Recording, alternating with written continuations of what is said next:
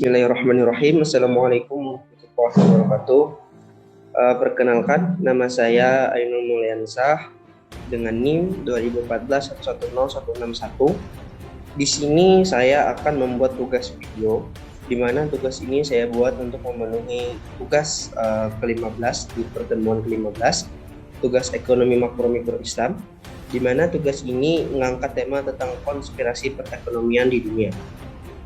Tugas ini saya buat untuk memenuhi mata kuliah ekonomi makro Islam, dan saya akan menjelaskan tentang apa itu konspirasi perekonomian yang ada di dunia sekarang.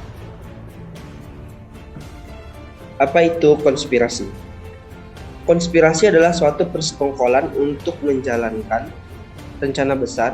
Kata-kata konspirasi selalu menarik minat banyak orang. Mendengar kata konspirasi, yang terlintas pasti adalah teori-teori konspirasi yang dihubungkan dengan berbagai peristiwa besar.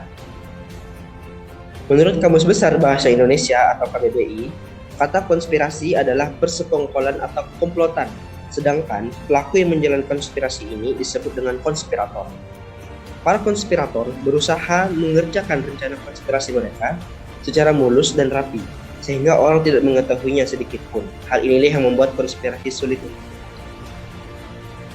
Nah, sekarang bagaimana konspirasi perekonomian di dunia sekarang? Sekarang apakah betul konspirasi corona adalah ulah para elit global untuk mendapatkan keuntungan dalam berekonomi?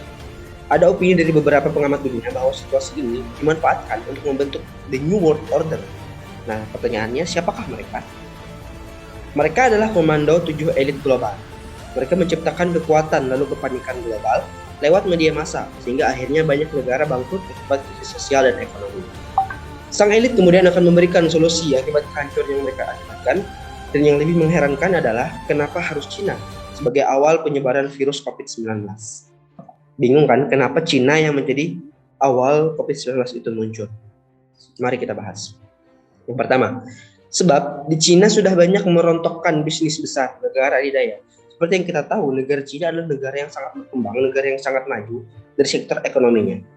Cina juga menggalangkan dukungan negara-negara Eropa dan Asia untuk mensukseskan proyek obor. Apa itu proyek obor? Cina diketahui memiliki proyek obor One World One Road, atau yang kini telah direvisi menjadi proyek Belt Road Initiative atau BRI.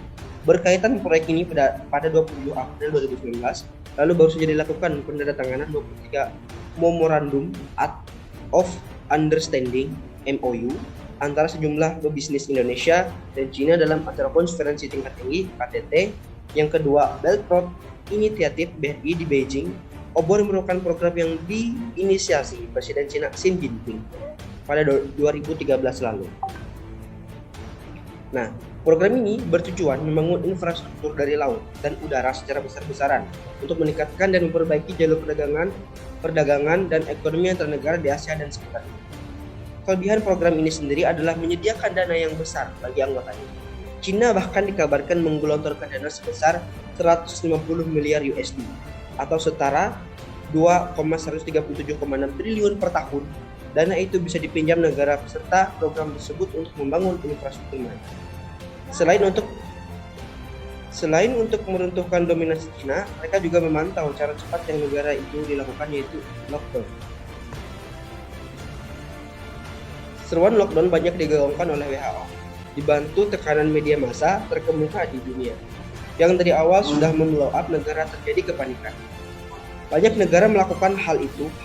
Hasilnya, mata uang hancur, pasar global anjlok, dan perbankan runtuh. Tujuan elit pun sukses membawa dunia menjadi krisis global.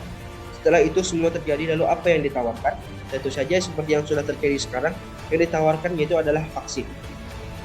Dana negara akan tersedot untuk memburu vaksin ketika negara sudah diambang bangkrut, apalagi selanjutnya. Tentu saja selanjutnya elit konspirasi ini menawarkan solusi untuk pemulihan ekonomi. Dengan utang-utang yang baru, negara di dunia akan tenggelam dengan utang yang entah sampai kapan harus melunasinya. Dan ketika ekonomi sudah dikuasai dan mereka bisa menerbitkan bond atau surat utang tanpa jaminan, bahkan ketika pasar modal terjungkal, mereka juga bisa membelinya dengan harga yang murah.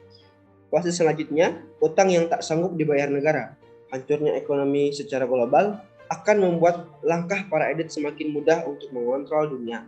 Bahkan dibuat mata uang jenis baru yang ditawarkan kepada dunia. Nah, baik, itulah materi yang dapat saya sampaikan terkait dengan konspirasi perekonomian di dunia. Lebih dan kurangnya saya mohon maaf. Wabillahi taufiq wal hidayah. Wassalamualaikum warahmatullahi wabarakatuh.